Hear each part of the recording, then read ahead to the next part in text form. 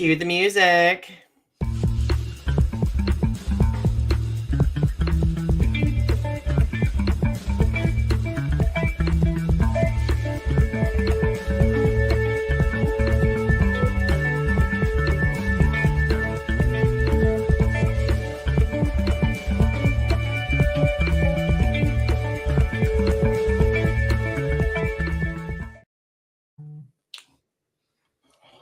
Directing the orchestra. I don't. Okay. Anyway. Yeah. Good. Good evening, everyone. Welcome back to Restitching the Tapestry. It feels like it's been 18,000 years since we've seen you. Mostly I was because born, I lived, I died, I reincarnated, I came back again. I was a flower, I was a tree. are There we in was an some alternate sunscreen reality? on some people's butts. I came back. I lived again. I feel a little oily, but that's okay. I feel a little oily. Are you well oiled from the tropics? Is that Uh, what this is? I lived in Hawaii. I was a bird. I shit on some people. It was fine. But yeah, it has felt like a long time since we've seen you, but the truth is it's just because we've had a couple of breaks throughout February, and I think that's why it feels like that. Hey, I had more time to read. I've been reading. Right. Well, and yeah, I've been being sick and dying for a How week are you because feeling, by the way? Are you feeling any oh, better? I am feeling so much better. I actually have a video that I've been meaning to post that I have not posted yet where I like a few days later talked about it. But no, like I got like a really bad stomach bug early last week. So I'm kind of glad that last week was a week off because I needed all of the days to fully recover because it was rough. Was it? It was rough. Oh man, I'm sorry. I'm glad you're feeling better though. Oh yeah. And because I think I've mentioned that I have a really horrible phobia of nausea and vomiting. My therapist has been working with me, thankfully. So that is progressing in a moderately positive direction, which I really appreciate. So Well, that's good. yeah. So Ari, what have you been up to this week? How have you been? How have things been going? Oh my god, I don't even know. This week has been like I don't know if I've been doing a whole lot, but like I feel like I've been moving in the right direction, but like like where it feels like you're not doing anything, but then like stuff gets done and like you're actually doing something. Mm-hmm. Like it's like all of a sudden like you look at your to-do list and like everything's like checked off and you're like, oh, I guess I have done stuff. But like at this time it feels like you're moving through mud and you're not actually getting anything done. It doesn't feel like you're getting anything done, but then like stuff actually gets done. Like I've like exercised and like posted videos. And, like I've got all the videos posted through the beginning of March on my YouTube channel, and I've got my tarot channel like posted through the weekend. And I'm like I'm doing all this stuff. I've got my laundry all caught up. I'm doing all this stuff, but it doesn't feel like I'm getting anywhere. And so it's like it's like this crazy like idea that like am I actually getting things done or is it, you know what I mean? It's like that It's like mental. it's like a coasting like a coasting feeling, right? It's just it's sort of like this perception that like I'm not actually moving, but it's sort of like I'm actually getting quite a bit done. Maybe it's just because you're getting stuff done and not feeling like like crippling anxiety while you do it. Absolutely, that Or like absolutely is the case. anticipation. Absolutely is the case, and it's just kind of like the grind, just kind of like doing the thing every day, all the time, and so it feels like it's sort of just like I'm doing the thing over and over and over again. So it's sort of like I feel like I'm not. Maybe it's just because it doesn't seem like I'm getting anywhere, but it's actually like I'm getting quite a bit somewhere. You know what I mean? Mm, yeah. Yeah, I've felt that. Like this week for me it's not felt that way. Like I've been because I was sick all last week, everything's been like a blur. And I feel like I've just been trying to keep my head above water when it comes to like catching up with things, like like last like schools, like I had to like cancel an entire day of class, Yeah. which for me is like a very rare occurrence. Mhm. And like I almost thought I was gonna have to delay my episode of Growing Up with Godzilla on Sunday, but I was able to like get that edited and up and ready to go. So Yeah. but it was like it was really tense. So yeah, this week I'm still playing catch up and I still feel like I'm behind. So it's like still low level anxiety, but I'm kind of like at this point also where I'm like, whatever will be, will be. It's- You just gotta keep pushing, gotta keep moving, gotta keep grooving. I think I can. I think I can. I'm the little train that can. I shouldn't make a train reference considering our topic tonight. Oh no! Oh no! Oh no! I felt like a Jeep going up a mountain. I think I can. I think I can. I think I can. I don't know why I picked Jeep. Like that's like the straightest vehicle I could pick. Anyway. Oh, here we go. Here's a better one. A PT Cruiser. I think I can. I think I can. Anyway. The little Prius trying to get up the Colorado mountain. That's me every day. My whole life. My little gay life. Anyway, Oh so my god! Don't mention trains! Don't mention trains! no. Thomas the Tank Engine! Oh my goodness! That's so bad. Oh, It's so bad. It's too soon. It's too it soon. is too soon. Yeah, we'll be talking all about that here in just a few minutes to the, 0 people who are watching us right now. So looks like it's going to be a quiet night tonight. That's okay. Which is fine. That is fine. So current events, current event snapshot. A lot.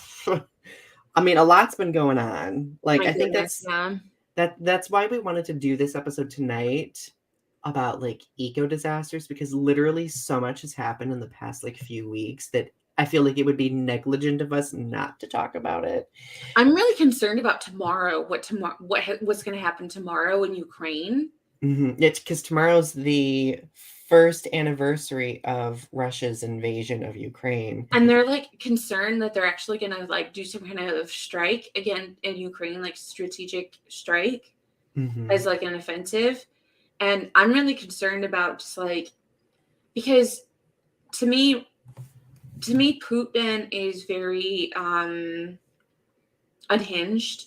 And so Yeah, like like we're 90 seconds from midnight right now as oh, the far as like doomsday clock. on the Yeah, doomsday clock.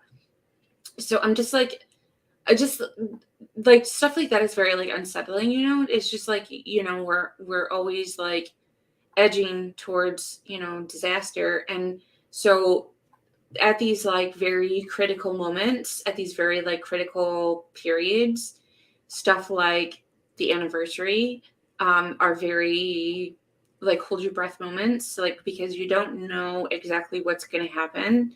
You don't know exactly what they're planning, or like what kind of offensive they're going to do to like show what kind of show of force they're gonna do as a way to like up their forces, or like Mhm. what kind of might they want to show, you know what I mean, as a way to Yeah. like show their strikes. So it's just like I'm a little concerned about tomorrow specifically.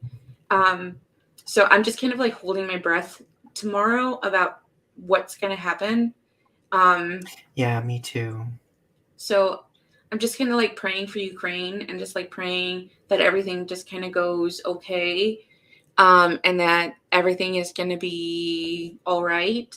Right. And just that just praying for peace, and just praying that everything kind of works out in a very calm way, and that they see reason, that they don't have to do anything rash or anything unreasonable, or that they don't have to act in any kind of unreasonable way.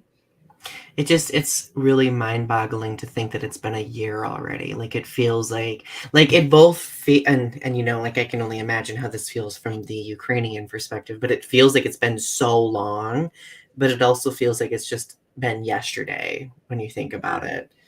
And I think that for us in our privilege, like for those of us around the world who are so far removed from this conflict, like I feel like it's become so easy for us for this to be out of sight, out of mind. But it really is a significant world event taking place that's Right. impacting so many different things.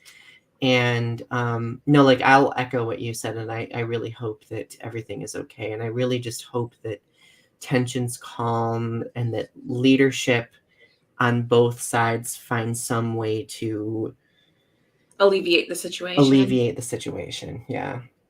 So on top of like this looming specter, we've also had a lot of really disturbing things happening at home.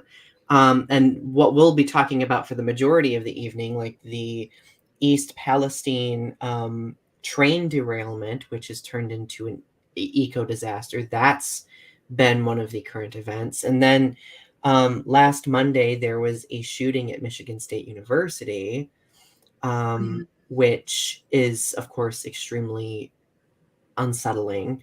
And I think last I saw, like 3 people died, and 1 person is still in like serious condition or something like that. But ooh, I just feel like, and it's interesting that we're talking about this because I was talking about this with my students the other day too. Because I don't know, I feel like we have to carve out time to talk about this, like in Detail. class as well, because this is impacting all of us. But over the past like 4 years, we've had so many huge world altering events happen that everything now just feels cumulative. And I think that it is impacting our mental health collectively, I just drastically. Well, when it comes to so with the MSU school shooting, there's just been so many shootings that it just becomes like it almost becomes like it doesn't even register anymore. It's sort of like it happened so with such frequency in the United States now, that it doesn't even seem to be reported on anymore because it happens with such frequency, and it happens with such regularity, that and have you noticed that they've stopped reporting on police brutality? Yeah. It happened because it happens with such frequency and with such alarming frequency, that that the news media just has stopped reporting on it. Right, I've noticed that too. And if things do get reported on, it kind of becomes so fleeting that like it gets buried in everything else taking place, you know? It's just sort of like that's not, and it feels like that it's sort of like that's not the it's sort of like that's not the thing of the day, that's not the thing to catch our attention. That's not the thing to It's sort of like it's like you've become numb to it. You've become numb to it as a viewer, Oh that yeah. that as a viewer, you are numb to the police violence, you are numb to the school shootings, you're numb to this. So it's sort of like the newest thing is train derailments. That's the hip thing, that's the thing that'll get you jarred and scared, and like, Right. but It's because I was reflecting on this recently too. Like, I feel like as millennials and of course Gen Zers too, I feel like because we so intimately experienced 9/11, like literally it having been like turned on the television at school, at home, I feel like that like we've kind of harbored that since, and now like everything else that's happened has just continued to contribute to that collective numbness. Does that make sense? yeah. Do you know what also they're about to do? They're about to unleash on us again is another economic downturn, another housing market crash. That's another trauma that we're about to experience again. Mhm. And it's not for us as millennials, but we're going to experience it too. It's going to affect everybody, but it's the trauma they're unleashing onto Gen Z because they're Right. about to graduate college. And so they're going to experience what we experienced. So they're about to come into the job force. And so they're about to experience their first economic, like they experienced it a little bit with coronavirus, like a little bit of that, but they're going to really, it's because they're about to buy their first houses. It's going to be the housing market crash. They're going to experience it. Yeah. It's going to be bad. Yeah. Hi, Arby. It's good to see you. Hope you're doing well. But I'm telling you, it's. But I just heard some. I heard some news about it because so millennials, millennials are like leaving 6-figure tech jobs. Like that's the thing that's happening right now. That they're leaving like these really high level, like 6-figure jobs. And people are leaving like temp jobs. Like people are leaving like these really expensive jobs because of climate migration. Like the climate migration is beginning because because they're getting spooked about living in these cities on the West Coast, and they're starting to go back to their hometowns. Right. Yeah. It's kind of like, and I feel like that's another one of those like unspoken things that doesn't get talked about a lot either, So do we want to do the mission statement and then start our conversation? We live in a dynamic society where social media shapes us by creating greater opportunities for connection. It has led to a developing understanding of the adversity many marginalized communities face, the powers causing the adversity, and those who act as bystanders as atrocities take place in real time. Our goal with the show is to make connections and have challenging conversations about social topics, current events, pop culture, and art. Together, let's weave the threads of understanding with what privilege we have in order to learn, educate, and create in a world that's growing. So RP says, I'm doing good. I hope you are too. And I won't be able to add much to this. That's fine. I mean, as long as you just want to listen, it's totally okay. So, all right, where to begin with with eco disasters and the most recent one that So we're we've talking experienced. about the latest news craze because I read a thing that said that train derailments happen with actually an alarming regularity in this country. Usually they're not a big deal in this country. They happen about 1,000 times a year in this country. That train derailments happen quite regularly in this country. The problem is the train line, the train company that the workers that happened near in Pennsylvania, like near this Ohio border. The workers were striking. And the reason why they were striking is because not because of hours or money or pay or anything, is because of safety regulations. So that actually is like kind of like a precursor to all of this disaster in East Palestine, Ohio. So because they carry toxic chemicals into like across state lines and all of that.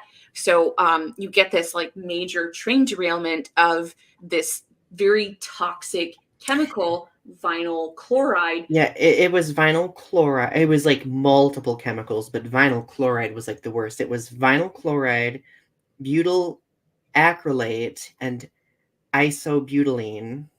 Yeah, but those chemicals, when they caught fire, they're cancer-causing chemicals.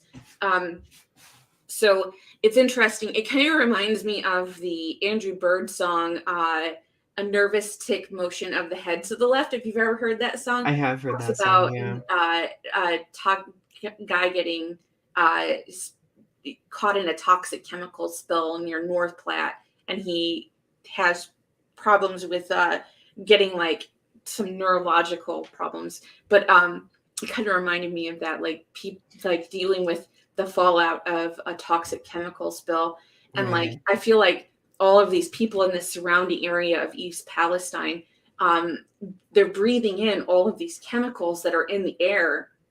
Like there's all these toxic fumes and stuff going up because of this fire. And I'm just thinking about all these people in the surrounding area. And I'm just thinking, like, what kind of lung, like, are they going to get lung cancer? Are Well, they going to have eye issues? Are they going to have ear issues? Are right. they going to have throat issues? Like, what kind of long-term effects is this going to have? What long-term effects is going to have on the food supply? Mhm. Because Oh, yeah. it's raining down in their food. This is what long-term effects is going to have on their water supply. Because I mean, this is going to go into their drinking water. So my understanding is that the fumes wouldn't have been a thing had they not decided to do a controlled burn of the chemicals. Um, so I mean, having done some reading on it too, like I saw that like apparently they like tried to like bury the chemicals or something, which is like are you kidding me? That's going to go into groundwater. Like what are you doing? And then they decided to like do a controlled burn, which of course put all that into the atmosphere. Like and I it's just mind-boggling to It's me just, why didn't they because try to use like gravel or something to try to like soak it up? You know what I mean? And just like try to take it out that way. right. Well, I'm gonna be honest, like I know the response to it has been extremely fragmented. Like even like the United States government's response to it has been very problematic.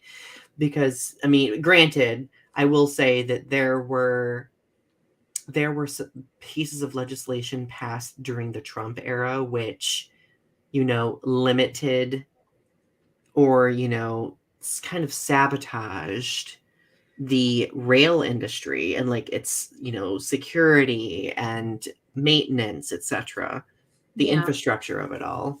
Well, it seemed like that Biden had reached out to the governor and told him whatever Mm. resources you needed, you had availability to. And so there was like talk between the president and like the governor about like what do you need for this? And so like there was talk about that, but you said that there was like some backlash that like people thought that there had not been like a proper response to this. Well, so at first, like obviously the problematic response centered in with the governor because the governor in a live interview said that um he did not return Biden's call, something to Really? that effect. Yeah. And then, like, of course, during this live interview, people were like, well, like, do you think people should return home and do you think it's safe for them to return home? And he basically kind of hawed around with the answer and basically was like, yes, it's safe to go home so long as you drink bottled water or something to that effect. But here is the other big issue that I noticed. Most people did not find out about this event had it not been for it circulating on TikTok because major news outlets were not covering it at all. That's how I found out about it, is that some guy was talking about like, hey, did you hear about this train that's on fire and spreading toxic chemicals? And I was like, no. And it's Right. like, he's like, oh yeah, by the way, there's some toxic chemicals in the area in near Pennsylvania, and it's basically like ruining, like making everybody sick. And it's Yeah. like, and it's like, oh my god. He's like, oh, by the way, our country's on fire because there's all these train derailments that are happening right now. And it's like, it wasn't even just in East Palestine, Ohio. There on February 13th, there was another train derailment in South Carolina. And then there was another train derailment in Texas later on. So like, and people were Mhm. like, why are there all these train derailments? And like I said, when I started this, is that apparently that's just like the thing right now, is to, like, train derailments just happen with like an alarming regularity in this country because like there's just like no safety protocols, and like the rail system is just like kind of, and like The most of the time horrible infrastructure. it's just like kind of like a horrible infrastructure, and it's just like most of the time it's not a big deal, but like it's just like not properly maintained, and it's just like most of the time it's not like it's not spewing toxic chemicals or anything like that. It's just like most of the time it's just like train goes boop. Mm-hmm. Yeah, like boop.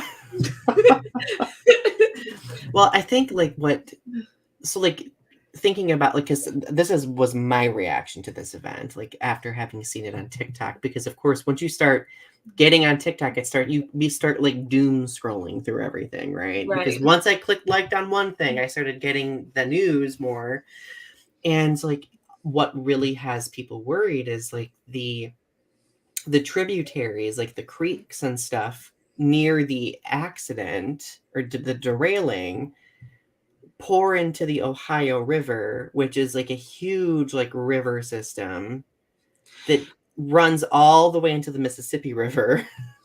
That kind of wanted me to bring about some historical ecological disasters, like the Kalamazoo River oil spill that happened in Michigan, Oh, I which was one forgot of the about worst that. ecological disasters that happened in the United States, Mm-hmm.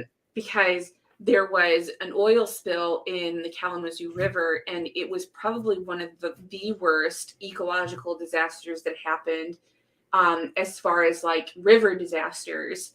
Mm-hmm. Um, and the cleanup for it was just like horrible.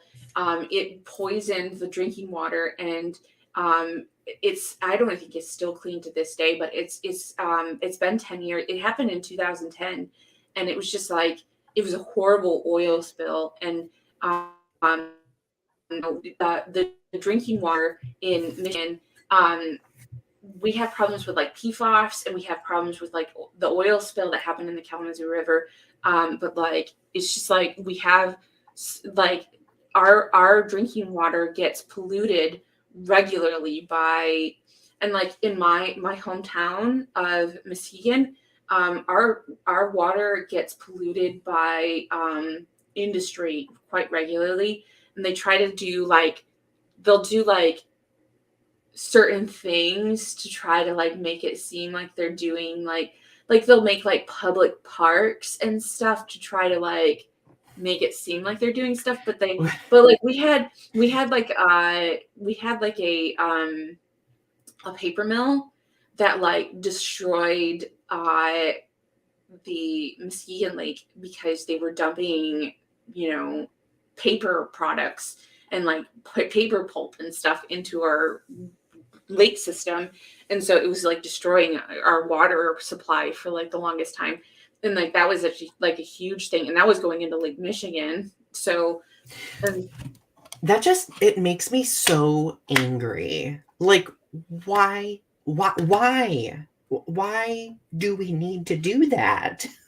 it I was part of industry for like the longest time, and that finally got ended. That paper mill finally got shut down, probably like the mid early 2000s. Like that finally got shut down in like 2005, 2007. mm-hmm.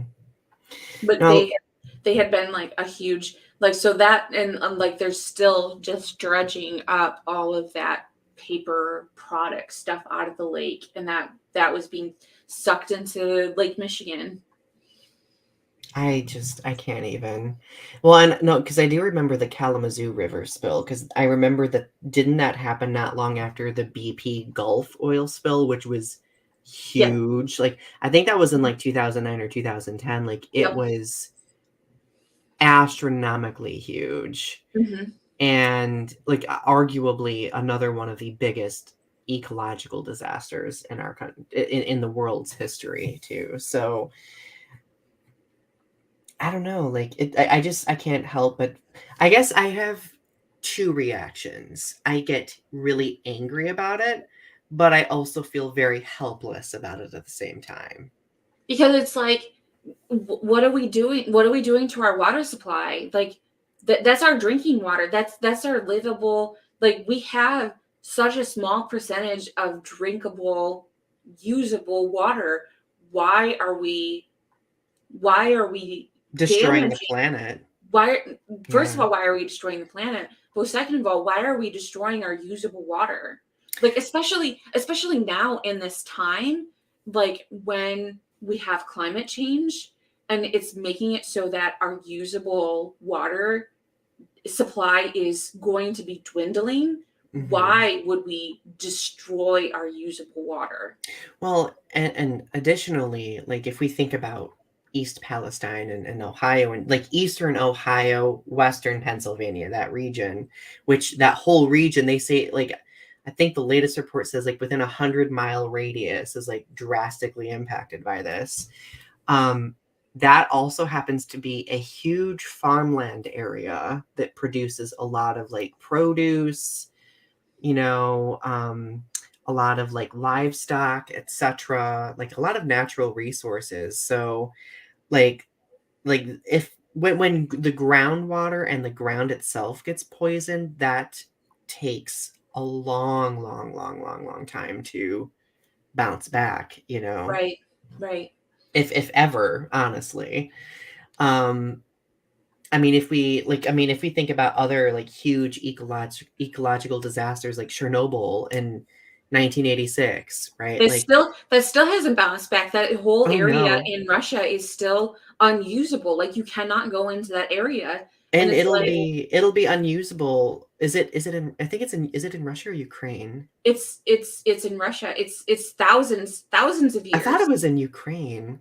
Well, I don't know. I'd have to look, but like I think that like that's gonna be way beyond our lifetime even. Like that's That's thousands of years. That's its half-life is thousands of years. Like that's gonna take so long in order for it to come down. right. And then of course the Fukushima power plant in Japan, which was damaged during what the 2011 earthquake and tsunami. And not only destroyed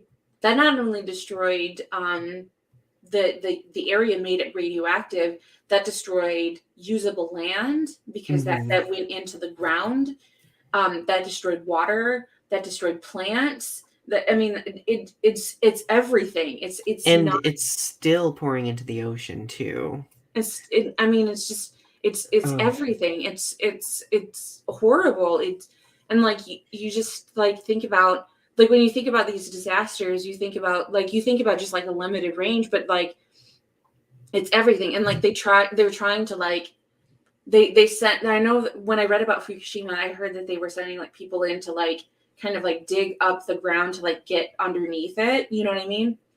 And like they yeah. were trying to send people like in, but like those people were getting like radiated and like getting cancer and stuff.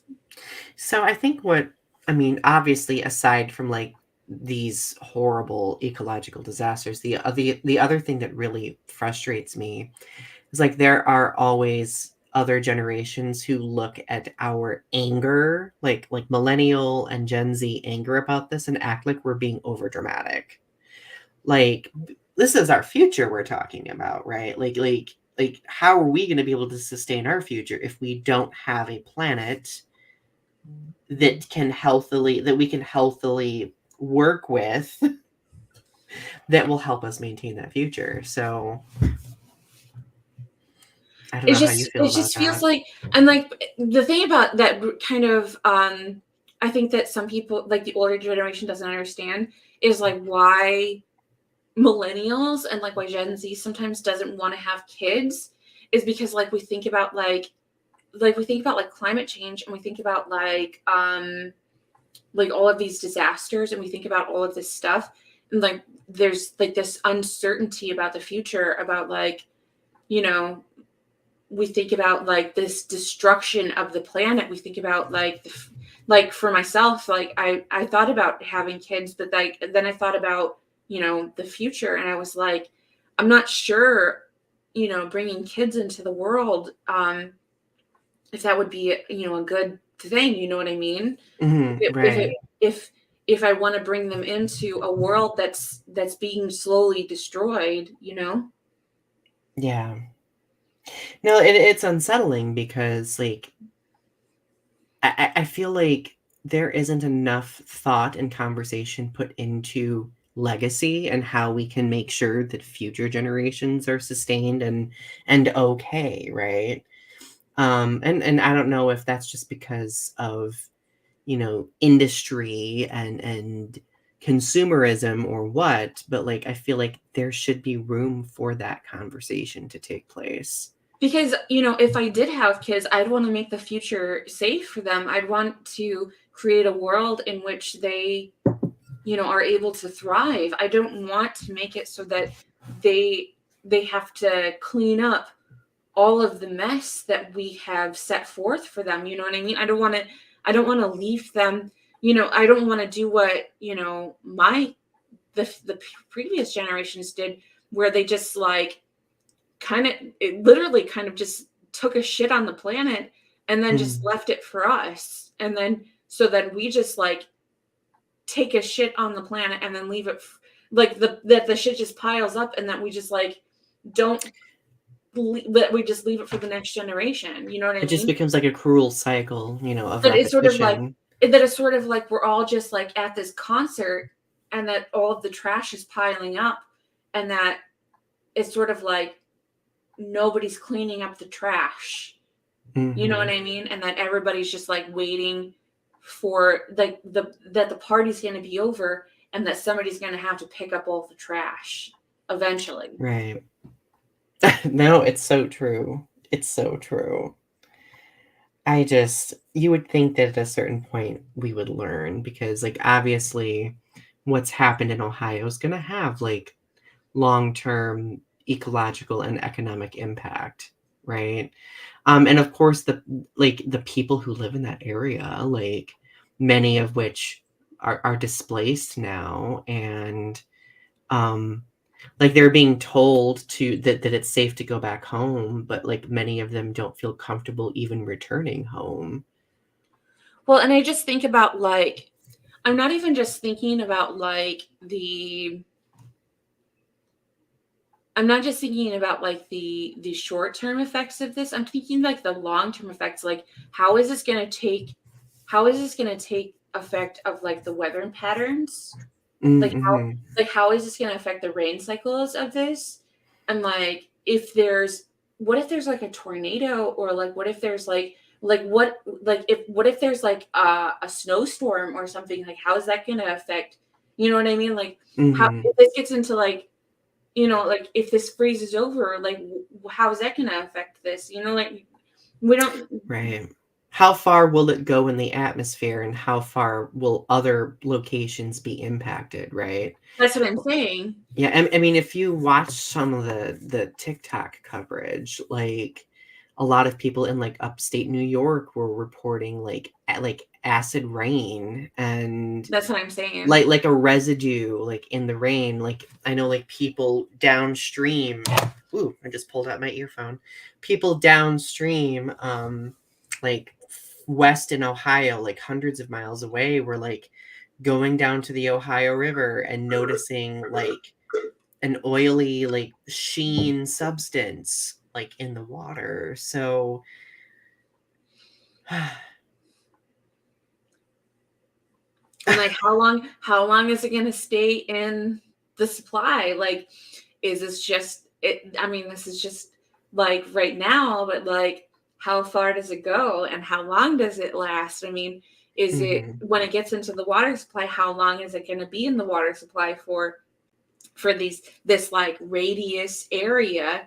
Like we're talking about like New York, and we're talking like all the way into Ohio, and like maybe parts of Michigan, and like maybe parts of like maybe like even into Kentucky, and in like to South Carolina, like this big wide radius. Like, so we're talking like a bomb went off basically, like because they burned it, it went up into the atmosphere, sort of like a bomb went off, right? So it goes up into the atmosphere, it gets clouded, right? Because goes into goes into like rain clouds, or like other, it gets put up into the weather cycle. So it gets put into the water, or gets put into the groundwater, or gets put into that. So like how long does it stay in there before it dissipates? And that's the question that we have to start asking ourselves now. And the thing is like, so then go ahead. So then we have to start asking ourselves, how is it going to affect the fish? How's it going to affect the algae? How's it going to affect? Mm-hmm. So like then you start you know what I mean? Like Oh you have yeah, to it's a cruel cycle, you know, yeah. because like everything is interconnected. So it's interesting that we're talking about this because I was watching the news, but also some because like now the news is starting to report on it a little bit more. Now they're starting to finally talk about it more. I don't know why it took 2 weeks, but it has. But so like they've been like monitoring media coverage in other countries about this disaster, and it's been interesting to see what other countries are thinking. Hmm. China, for example, is equating this to the United States' Chernobyl. Oh, really? Yeah, like they basically like I mean, they're calling it for what it is, right? The fact that it is like a huge Chernobyl-sized ecological disaster. Absolutely. Um, the BBC today are noting like the amount of animals that have been impacted. They say that nearly 45,000 animals have died as a result of this toxic train crash. Like thousands and thousands of fish were found dead as well. Like just like even woods wildlife, like livestock, all impacted by this. You know, and I think one of the more sad parts of the story is like people, like families who had to leave their pets and stuff like that too. So, like that's very traumatic for a community to experience. Right. So, like I feel so terrible for them. And and we could go as far as talking about how global warming could exacerbate the impact of Well, because I ecological just think disasters like so. I this. just think of things like so, like we talk about things like tornadoes and hurricanes and like um, like I think about stuff like if there's so I was thinking about like Hurricane Katrina Mhm. and like that you think about ecological disasters like Hurricane Katrina and like the long-term effects of like Hurricane Katrina because that was like a huge ecological disaster. And so like the disaster there was like no disaster preparedness for like Hurricane Katrina. So like because of the levees because that again there was like the reason why I bring it up is because like there was like a lack of safety protocol with that, just like there was like a lack of safety protocol when it came to this train disaster. There was like no safety awareness and like it's just like a lack of uh safety protocols, and like there was just like kind of a gap in the system, you know what I mean? Mhm. So like it brought on this huge disaster, and there was just like but with Hurricane Katrina there was like a lot loss of life, and there was a slow government response, which again in with this disaster there seems to be a huge slow government response. But in Hurricane Katrina, there was a large loss of life. Like a lot of people died, Mhm. and it seemed like not there was just no care. Like so, there's similarities, but there's also differences in a sense because Hurricane Katrina, there was a lot more loss of human life. And there seems to be less loss of human life, but there it seems to be kind of like still a disaster in and of itself. Um, I think that there may still be a lot of deaths in the long term because Right. of cancer or something. It's sort of like how in September 11th there were a large loss of life initially, but then there was like long term loss of life due to like inhalation of asbestos and other, Mhm. because of the after effects of that. So I'm wondering if there's going to be like a long-term loss of life due to the ecological effects of this. So that's what I'm thinking of is like how many people are going to actually be affected by this, and will the train company be liable for this because of the lack of safety protocols and the lack of response to this? Like who's going to be on the hook for this? Is it going to be the government, or is it going to be the train company? And it's probably going to be both because there's going to be just like Right. but like I feel like there's going to be that the numbers are going to be quite high, and that there's going to be like a class action lawsuit associated with this eventually. Or multiple ones, even when you think about it. Yeah, Yeah. I think last I saw in the reporting, Secretary Pete Buttigieg visited the location today.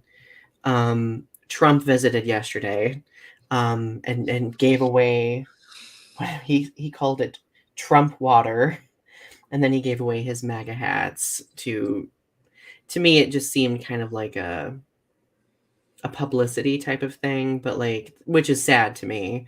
But there's just not been like a lot of conversation on the government front, like about this disaster. I think that it's just because on the local government side, they're slow to respond.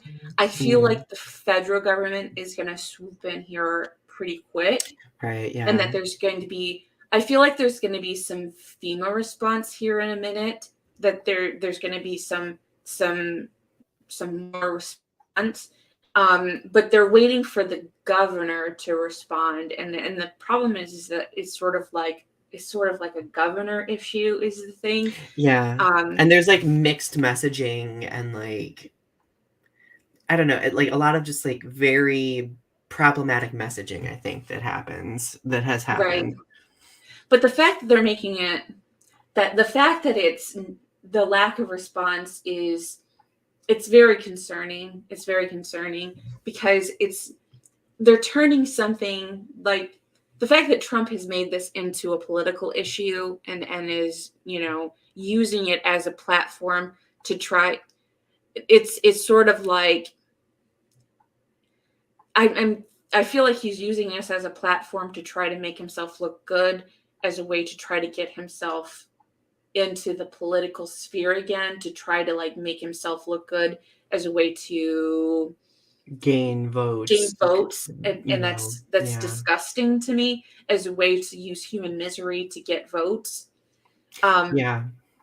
it's just it's cruel and it's terrible. It's not the way to go about this. It's cruel and terrible, though, as sad as it is to say this, not surprising to me. His MO, Yeah, honestly. like really honestly not surprising. And so I guess like one big question that I have that like, and I know like I've seen other people talking about this on TikTok too, like I mean, we being so far removed, I mean, we don't have like a lot of influence on things like this. Like, what can we do to help counter ecological disasters in general? Like I feel like this like the last few weeks have been like really really dark, but I also want us to try to keep some perspective of like, like we're human beings, like we can take action, we can do things, right? Like what in your opinion is doable? I What's think that we need to start a task force in this country, and start, that we need to start cracking down and be like, what safety protocols do we need in place in all of these? Because those workers came out and said that we were striking because we need safety protocols, and so we need to go through in our country and figure out who is striking, where our safety protocols need to be put into place in all of these, like who is striking, where do these safety protocols need to be put in place, like in all of these government infrastructures, in all of these places. We need to start listening to our workers, and start listening to people, and like the writing was on the wall. The writing was on the wall. Like, why are they not listening to people when they say, hey, red flag here, red flag, red flag. No, it's so true. Like there was so much warning. Like there were opportunities to prevent things like something like this from happening. It's just like, what? Listen to your work. Listen to your people. Listen to people when it's like, it's not a joke. And they did it because they didn't listen to them. You know why they didn't listen to them? Capitalism. It was straight up capitalism. They wanted more money for their board of executives. They wanted more money for their board of executives. Less expenses, the cheapest options possible, like no maintenance or limited maintenance, right? So So they like can have more money in their pockets. mm-hmm. And I'm so tired of people trying to maximize their profits. I'm so tired of maximizing profits for their own, like, you don't need to make that much money. Like, just listen, just listen, and like make a little bit less money so you can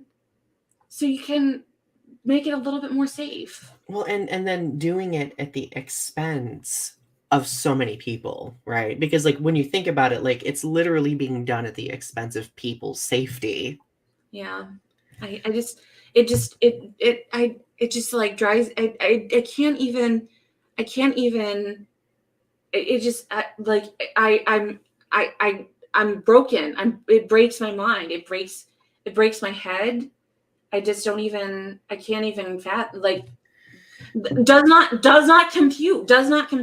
I Cause I'm broken.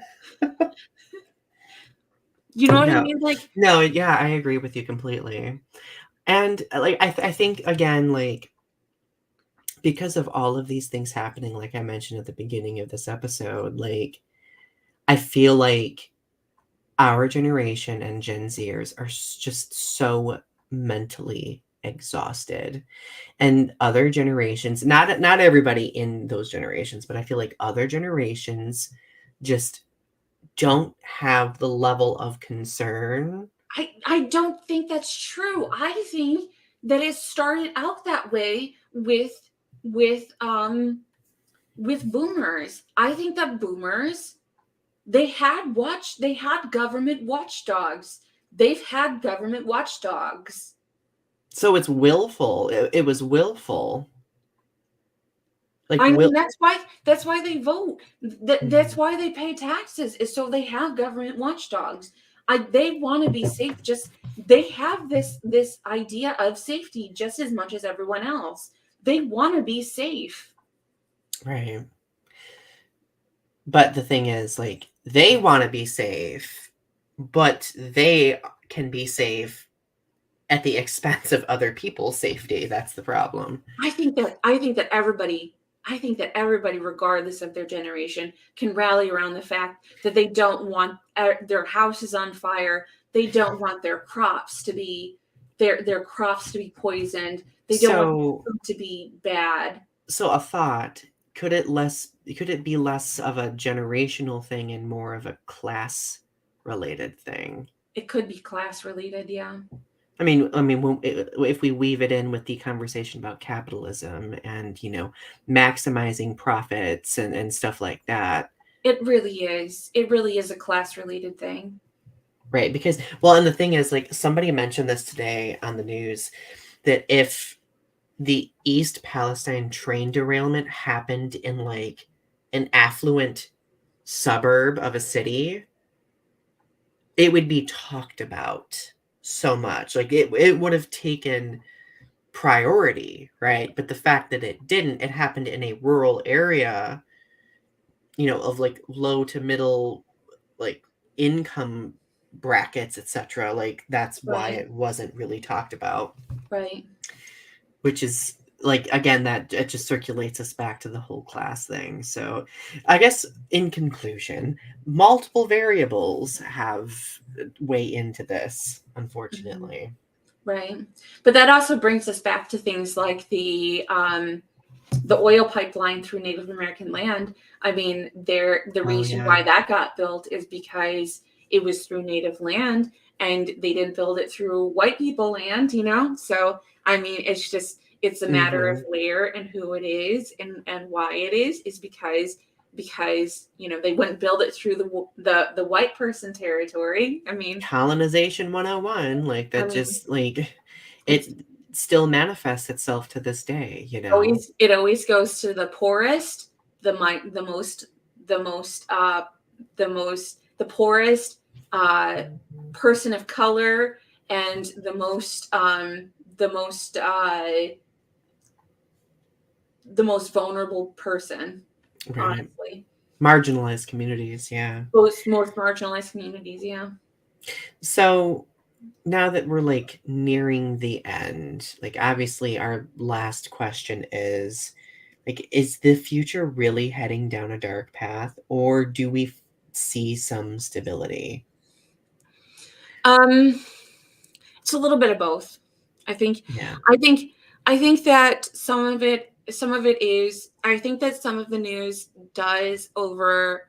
I think that TikTok does kind of overplay things a little bit. That like the fact that train derailments do happen on a regular basis, and so like we're like focused keenly on this because it's like, so this train disaster is really bad, and like it's good that we're focusing in on this really horrible thing that's happened, Hmm. and it's good to bring attention to that. But also, train derailments happen with an alarming regularity in this country, and it's something that we should talk about as part of like a growing conversation in our country. So it's sort of like, but also it's like we have a lot of really terrible things that happen in our country all the time, and it's things that have sort of like become kind of part of the white noise of our country. Like I said at the beginning, we don't talk about police brutality anymore, and it's sort of like that's become like white noise again in this country. It's sort of like it's Yeah. not in the forefront of this country because we've become numb to it. We don't talk about gun violence in this country. We don't talk about like school shootings and like all of those things. It's sort of like those have become like kind of like white noise again, sort of like they've fallen in the background, and they just like have become part of this like tapestry. We don't talk about like oil spills or like marginalization and all of those things. They become like part of the tapestry. It's like this train derailment is like hip and fascinating and new, and it's like train derailments are like the thing that's like the most shocking. And we're talking about like climate migration. That's like a big hip thing right now. We're talking about like these brand new topics because they've come into the forefront, and so like they're in the forefront of our minds.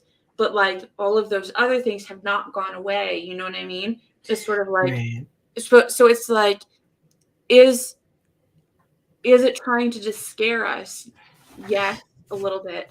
But also like it's What's the end goal? Like I think that's the question. Like because you were saying like that a lot of people love like talking about these things for the shock value of it all, right? But, like, also Because at the we've same time, good things are happening oh too. yeah, It's for sort of like an sure. even mix. And, like, I don't want to negate the bad things that are happening, and I don't wanna just focus on all of the bad things that are happening. I don't wanna just sugarcoat things by saying focusing only on just the good things that are happening, you know what I mean? Hmm. Oh So it's yeah. like it's sort of like an even mixed bag of things that are happening in this country. So the good things are happening, bad things are happening, you know Right. what I mean? I think it's important for us to not get lost in the bad things again, because looking at the last few years, like there have been like a huge series of pretty negative things happening. Because if we get lost in it, I think that's when we become hopeless, and then we stop devising solutions. We just continue getting more numb, and then we just are like, all right, well, when's the next shoe gonna drop? When's the next thing gonna happen, right? But I do believe that the anger and the frustration that our generation and Gen Zers have, like I feel like that is being used to some degree in order to make a difference. Like, let's think of Greta Thunberg, right? Like, huge social influence, like creating important conversations when like when few existed before. Right. Now, I'm not like saying that we all should be Greta Thunberg because like we can't be that epic, right? But like I feel like we But can. everybody thinks that the future is like all this like degrading, terrible path, Mhm. and that we're all just like slinking into this terrible future. And like the future does look pretty grim. The future does look pretty grim. But like also there are some good things that are happening in the future. It's Oh just yeah. it's like we are trying to make progress on climate change. We are trying to make progress on climate change and like trying to negate some of the effects of climate change. It's like people are trying to work against climate change, Right. and it's just it's not, if we're not making as fast a progress as I'd hope we make, you know what I Right. mean? Well, and I think a lot of people like feel powerless, but the truth is there are things that we can do. Even simply having a conversation like we are having, like, create some modicum of awareness, or voting, vo- voting, like voting for politicians who do support, you know, pro ecological and environmental stances on things, like applying political pressure to current politicians that are in place, like asking them the important questions, the difficult questions. Even something as simply and feel free. This is very controversial. Eating meat one day less a week. No, I mean, when you think about it, like that industry produces some of the most of the carbon emissions, right? So that would be, did I tell you that Britt and I are starting Meatless Mondays? That we recently started that? Did you really? We did. We did. Tofu is so yummy. I love tofu. You don't have to eat tofu to eat meatless. No, I know, but I actually enjoy tofu. So that's been kind of like our first foray into that. So Look at you. I know. Am I trendy yet? Oh Okay. my goodness. Oh my goodness. Oh. We love a vegan queen. Oh. Oh, we had to end on a laugh because of how existentially frustrating the topic of eco disasters can be, right? So, anyway, everyone. So, we love you. And while the world does seem heavy right now, just know that you're not alone and that, I do have hope that things will get better. It's important to examine reality for what it actually is, though, right? Like that, there are problems out there that don't have solutions yet, and they're not moving as quickly as we might want, but there is momentum regardless. Parting words from you, Ari? I love you. It's a terrible world, but it's not that terrible always. And you got to keep it balanced. And keep it balanced. I love you. I'll give you lots of hugs. I'll give you lots of hugs. Hugs. Forever hugs. A meditative moment. All right. We love you all. Have a good night. See you next week. Bye. Bye.